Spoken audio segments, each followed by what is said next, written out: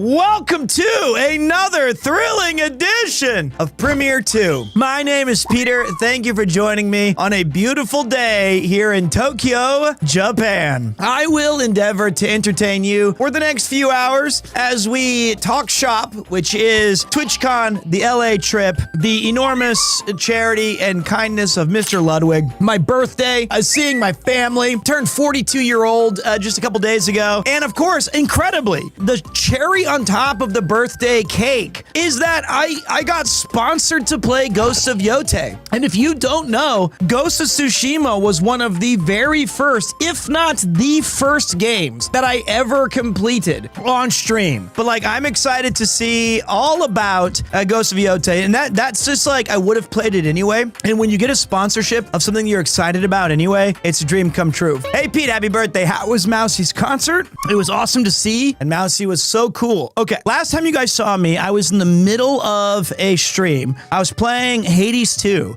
and I was like the cat who reads the newspaper and looks up and is like, I should buy a yacht. Suddenly, I was like, you know what? I'm sorry, guys. I'm done. I don't want to stream right now. I don't feel good. I mentally had checked out. And I said, you know what? I leave in a couple days. It's nothing you guys did. It's 99% me. I'm going to take a break. I unplugged and I went to LA.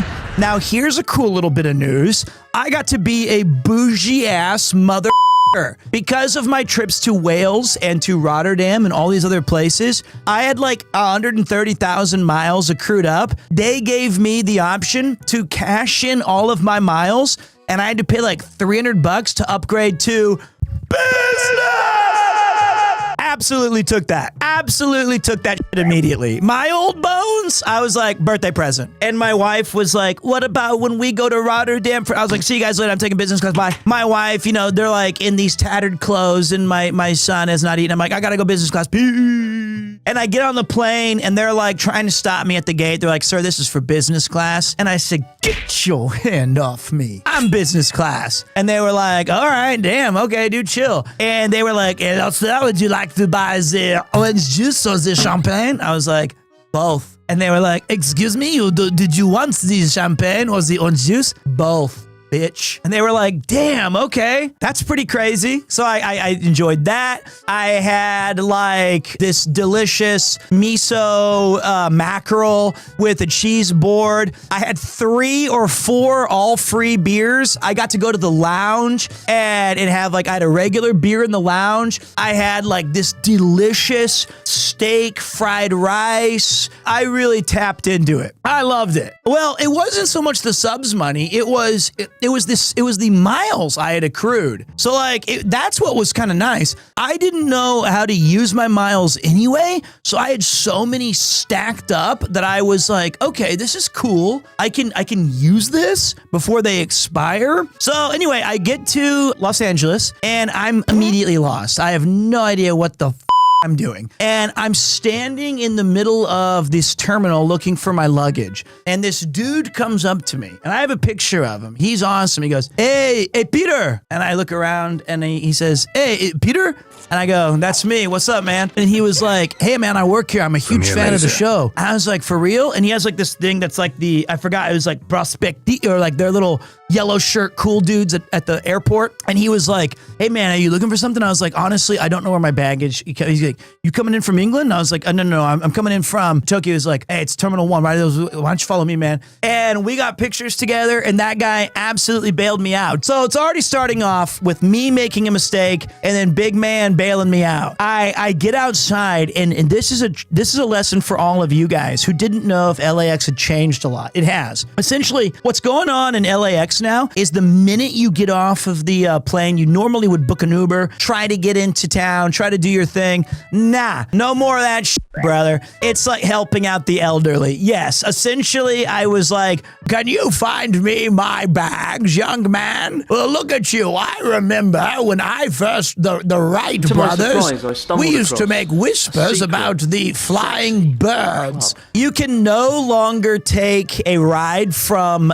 the pickup spot. You've got to get on a bus that takes you to like the place where the long walk started, or like some sort of a gulag. It's a bunch of tents. It's a bunch of like, you go to here for Lyft, you go here for Uber. It's weird. You have to take like a 20-minute bus ride away. So we're waiting there and everybody's kind of upset. You know, even the Uber thing tells you if you're trying to book an Uber, you got to go to this other place. Here's how you do it. You're like 48, right? Actually, you 42. Thank you. So we go out there and first of all, this dude keeps coming up and he goes like, hey man, you want to take a different Uber? I can just take you right now. And I almost did it, but everybody was saying no to him. So I thought this seems kind of scummy and possibly illegal. I'm going to ignore it. So we're waiting and this bus pulls up and then it stops right before it gets to us and keeps going. And then all I see are all of these other people just mad, like other passengers. Like they're waiting and they're just like, oh God, I can't believe it. This bus is leaving without me. I hate this place. And everybody was like, they are the main character. And I tried to be a voice of reason, which is f***ing dumb. Don't ever do that. I said, hey, you know, maybe there's other terminals that are trying to be picked up. And they go, oh, there's other terminals that need to be picked up? Well, where the hell is our bus? It says every 2 minutes. I was like, okay, mistake. Shut up. Shut up. So then our bus arrives and everybody just starts like trying to pile in at the same time. No patience, no cause for wait. And this one worker was like, hey, everyone back the f*** off. And I was like, whoa. He was like, we got a wheelchair person here. Can you just back off? And so like they finally let somebody like get on who needed the help. And me and this other dude, he looked like he had just had 3 edibles. So he was fine. He was like, bro, I'm just gonna wait. I was like, me too, dude. So we just wait. We just wait for the next bus, which is like 3 minutes after. And as soon as we get on that bus, people are like, honey, you should already call the Uber right now so that by the time we arrive, it'll pick us up. He's like, why don't we just wait? And they're like, people are arguing. And I'm like, you know what? Just chill. So I'm chilling around. I get off the bus and I'm a little confused because there's like 12 different tents. And I said to myself, I went, yeah, doshio kana. Because I'm still in JP mode. I was just talking to myself like I always do, saying, what should I do? And this woman said, who was working there, she goes, are you talking to me? And I said, I'm sorry. And she goes, I heard you mumbling something. Are you okay? And I said to her, no, I'm sorry. I was just thinking out loud. And she, are you having a little trouble looking where to go? Yes, I am. Are you trying to take an Uber or a Lyft? An Uber. Okay, darling, what you want to do is I want you to go down there. See that tent over there? No. That one? Oh, yeah, I see it. I want you to go there, wait in line, make sure your app is ready. Sometimes you got to disconnect from the Wi-Fi, connect to whatever, and you'll be okay. And I said, you know, I really appreciate that. Thank you very much. You've been a big help. And she said, well, I guess that I'm your number one woman. And I said, actually, I'm on my way to see my mom. And I feel like she might be upset if I choose you over her. And she goes, okay, well, then I'll be number 2. And I said, all right. She was like in her 50s and 60s, my age. So she was super, super sweet. So I got on my bus. I get over to my Uber or whatever. I VIP'd her. And let me just try to make sense of all my stories. So that's when the PremierTwo is a racist to fan clip dropped, which is actually insane that I got canceled on like day 1 of arriving. Can we watch it together? Luce, can you link it to me, please? By the way, creepy tourist, you seriously for putting the title as PremierTwo is a racist towards fan.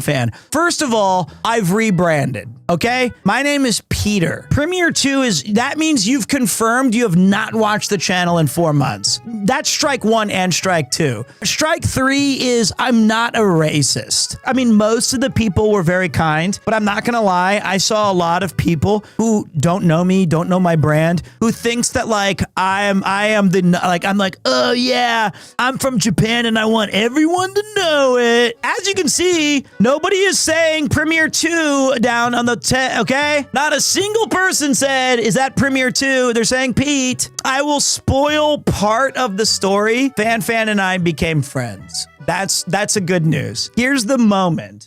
You can go on stream. Oh, you're not interrupting? It's just Sima-sen. Is that because I'm... Sima-sen. I'm from Japan. Oh, shit. I'm not... Oh, my God.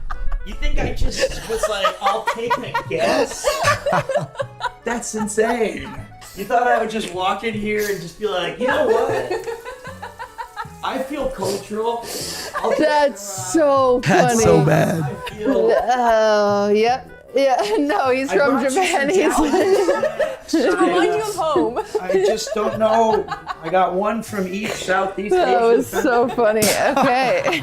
Okay. So Wow, okay. now that I watch it, anybody who thought anything other than me being polite is actually dead or just trying to farm engagement. Like, you can clearly see the discovery of like, you thought I was talking to you? No. That's insane. The normal thing to do in Japan, if you didn't know, is that when you have a gift, or specifically if you're interrupting a meeting or an event or some sort of something that you're not originally a part of, you almost always have to say shiretshimasu or sumimasen onegaishimasu.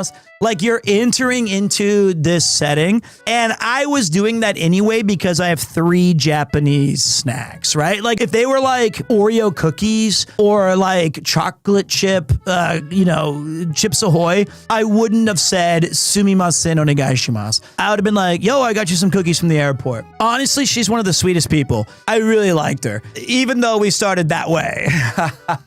So my whole dream of leaving Japan and coming into America, taking a week off, don't be on any streams, just to relax. And then I immediately stepped in it within 6 seconds of arriving in their house. So it was really fun. And I ended up staying with them. So the next day I went and saw my family, and that was awesome. My mother came in from Kansas City or Joplin or wherever she lives now, Midwest. She was staying with my sister in the Valley. I spent the whole day, had a few beers with them, see all my nieces, talked a lot about little Premiere 3. My mom got my son the sweetest book. It's one of these right here. It's called Always on My Mind. And the cool thing about it, Always on my mind. she recorded her voice so that each time we turn the page, I can hear my mom talking to my son. And that's such a sweet gift. Like, really means a lot. Although the very first one, I remember we had to do like 2 takes with it because she was like figuring out, and she was like, from Grandma Mace King. Oh, fuck.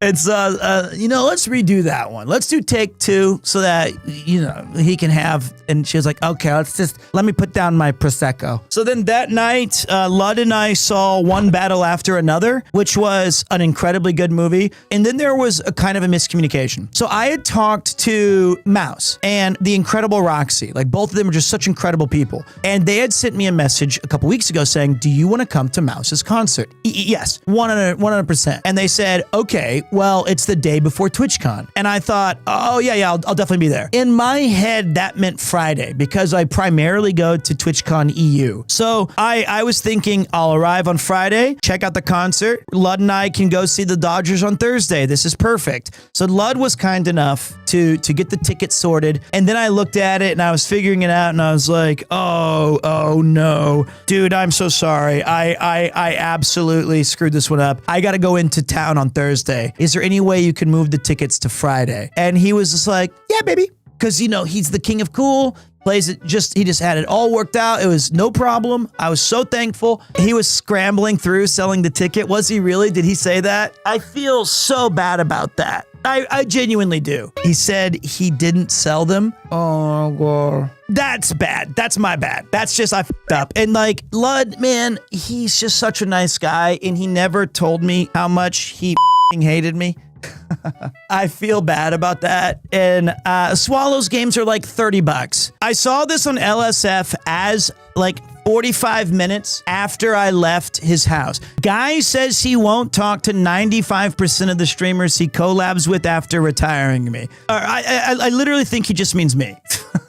If I wasn't in that 95%, I definitely am now. Like, that's like a direct shot. I had just left his house. Like, honestly, I would put me all the way in. No, don't delete the message. I hope he didn't mention me. I'm in, like, if you were to, it's like name 100 women. If Lud had to name 100 people he never wants to talk to again, if I'm not in the first 3, then allow me to waste more of his money. Oh, I feel so bad about that. I feel so bad about that. Like, that was my bad. So anyway, I went to Mouse's concert, and when we got in line to Mouse's concert, there was a huge technical issue. Instead of it starting at 6:30, it was about a 3-hour delay. That's not her fault. It's not anybody's fault.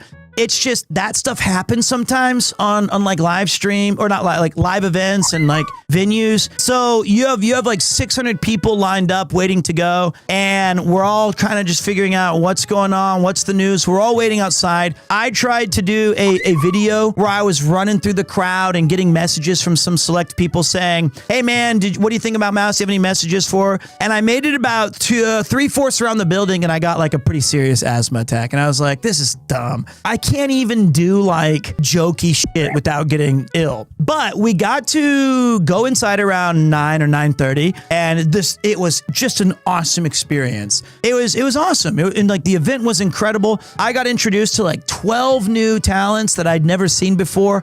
I got to see like Michi singing, which was great. I got to see Shia singing, which was amazing. It was really cool. The only downside is it got out at around 12:15. So I was pretty tuckered out. I was still kind of jet lagged. I'm older now. I didn't really drink that night. So I bounced, found Rob on the streets. He was tanked.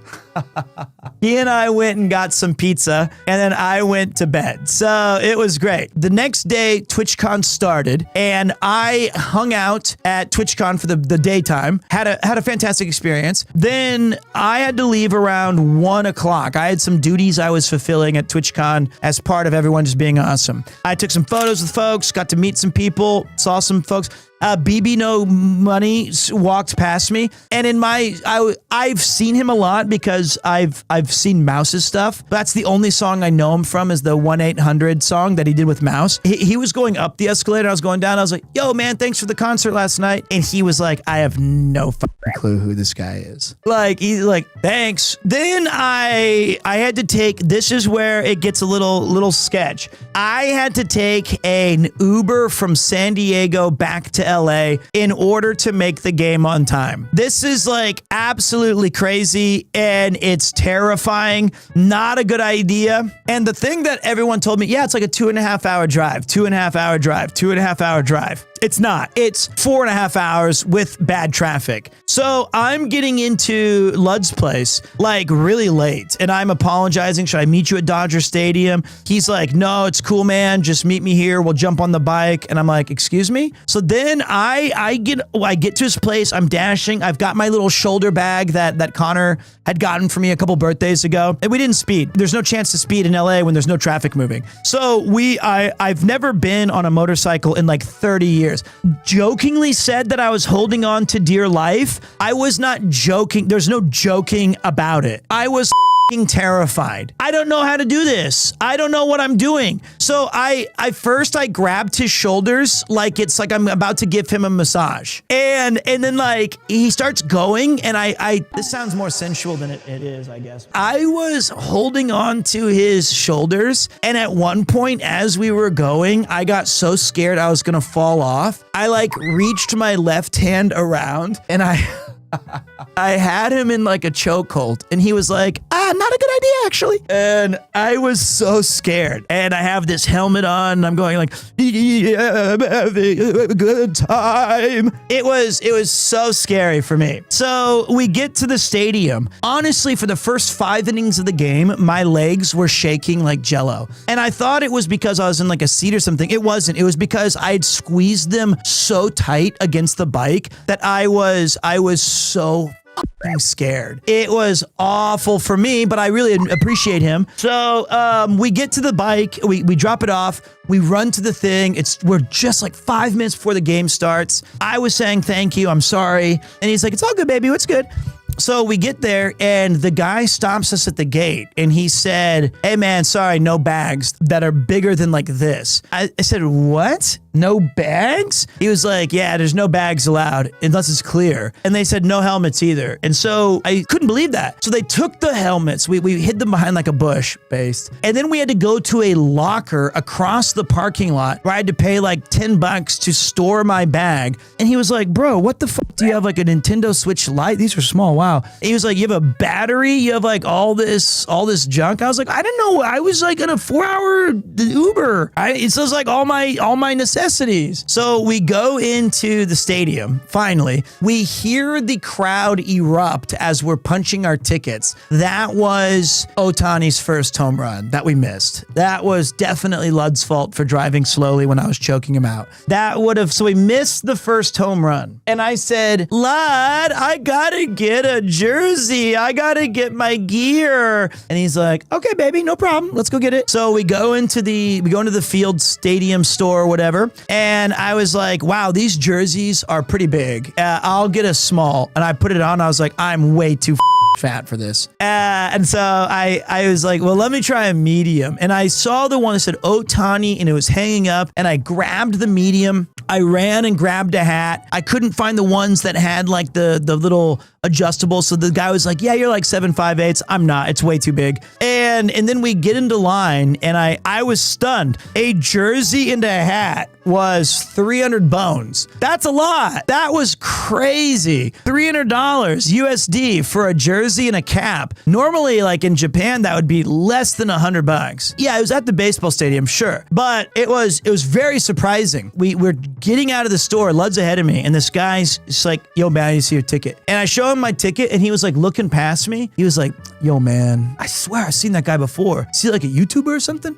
I go, yeah, he's a YouTuber. And he goes, is that Ludwig? I go, that's Ludwig. He goes, I fucking knew it, which I think is really cool. I love that he was like at work and say something like that. So we run into the game, have an amazing time. Honestly, incredible. As far as I can think of, I know a lot about sports. This is in the short list of the single greatest athletic achievement of any player in any sport of all time. It's at least in the top 5. I don't even know where you would rank it. For those of you who don't know, he hit not 1, not 2, he hit 3 home runs. 3 home runs and had 10 strikeouts in an elimination game for the other team, which was the best team in baseball. Actually insane. Honestly, in the history of sports, I was so lucky to be bearing witness to like this incredible experience. And to have it to be there with my friend, it just meant so much to me. It was everything I needed to detox from like my own mental imposter syndrome and depressions and just being at the ballpark with a friend cheering and seeing awesome shit happen. There was a one-of-one experience. I'm very, very thankful. I don't know how many times I've told him that already, how much I appreciate it. Lud is not part of my 95%. He's like my top 2%. Funny how unreciprocated love might work. So then that night we kind of chilled and then we had to drive up to TwitchCon the next day because he had some stuff to do. TwitchCon that night was awesome. It was the only night I drank there, which is surprising. If you know me, normally I'm like, let's have some fun. But I had some great beers, met up with some awesome friends.